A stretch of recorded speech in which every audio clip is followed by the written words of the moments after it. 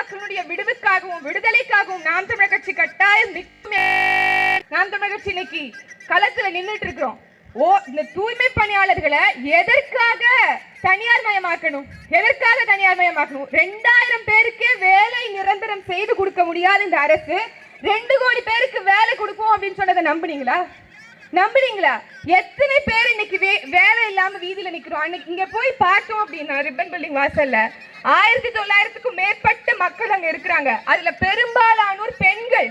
அதுவும் அவங்க சொல்லும் போது குமுறும் போது என்ன சொல்றாங்க, நான் விதவை பெண், எனக்கு கணவர் இல்ல, கணவர் என்னை விட்டுட்டு போயிட்டாங்க, நான் தான் என் பிள்ளைய படிக்க வைக்கணும், நான் தான் என்னுடைய குடும்பத்தை பாதுகாக்கணும். ஆனா 23,000 ரூபாய் வாங்கிட்டு இருந்த என்னுடைய சம்பளம் இன்னைக்கு 6,000 ரூபாய் 4,000 ரூபாய் குறைஞ்சு கொடுக்குறாங்க அப்படின்னா என்னால எப்படி வாழ்க்கையை ஓட்ட முடியும் அப்படிங்கிற தார்மீகமான கேள்விக்கு பதில் யார்கிட்டயாவது இருக்கா? உங்களால இன்னைக்கு வாங்கக்கூடிய சம்பளத்தை வச்சு மனநிறைவாக வாழ முடியுதா? எப்படி கரண்ட் பில் கட்டுவேன், எப்படி நான் வீட்டு வாடகை கட்டுவேன், எப்படி நான் என்னுடைய பிள்ளைகளை படிக்க வைப்பேன் அப்படின்னு ஒவ்வொருத்தவருக்குமே அந்த பிரச்சனை இருக்கும். அந்த தூய்மை பணியாளர்கள் ஒரு 23,000 வச்சு எப்படி ஒட்டுமொத்த குடும்பத்தையும் நடத்த முடியும்? இதை புரிந்து கொள்ளாதவர்களா இவர்கள்? அவங்க மாளிகைகளிலும் கோபுரங்களையும் வாழ்றாங்கன்னா அதற்கு காரணம் என்ன? ரத்தத்தை வியர்வையாக சிந்தி நாங்க உழைச்சு நாங்க கொடுக்கிற வரி பணத்துல தானே.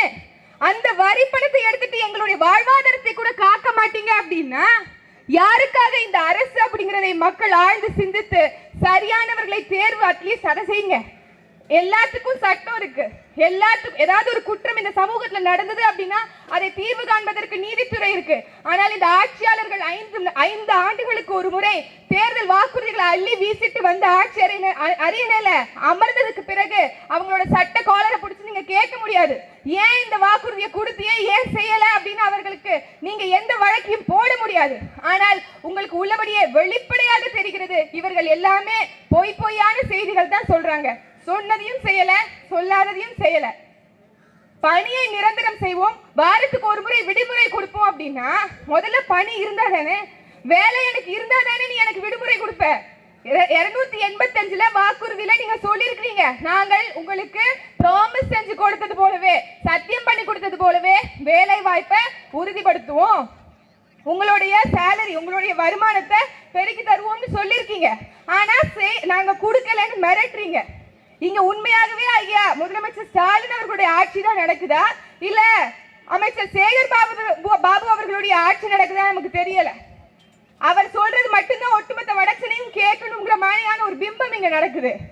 அப்படித்தான் நீங்க ஒரு நிழலரசாக சேகர்பாபு அவர்கள் நடந்து கொள்கிறார். இது ஒரு கொடுங்கோன்மையின் உச்சம். இன்னைக்கு மக்கள் கண்ணீரோடு அவதியோடு நிக்கிறாங்க அப்படின்னா அந்த கண்ணீரே நாளைக்கு இந்த ஆட்சியை வீழ்த்துவதற்கான ஒரு படைக்கருவியாக மாறும் என்பதை நீங்கள் உணர்ந்து கொண்டு நாம் தமிழர் கட்சியின் பக்கம் நில்லுங்கள். நாங்க உங்களோட தான் நிற்போம், நீங்க எங்களோட நில்லுங்கன்னு கேட்டு வாய்ப்புக்கு நன்றி பாராட்டி விடைபெறுகிறேன். நன்றி, வணக்கம்.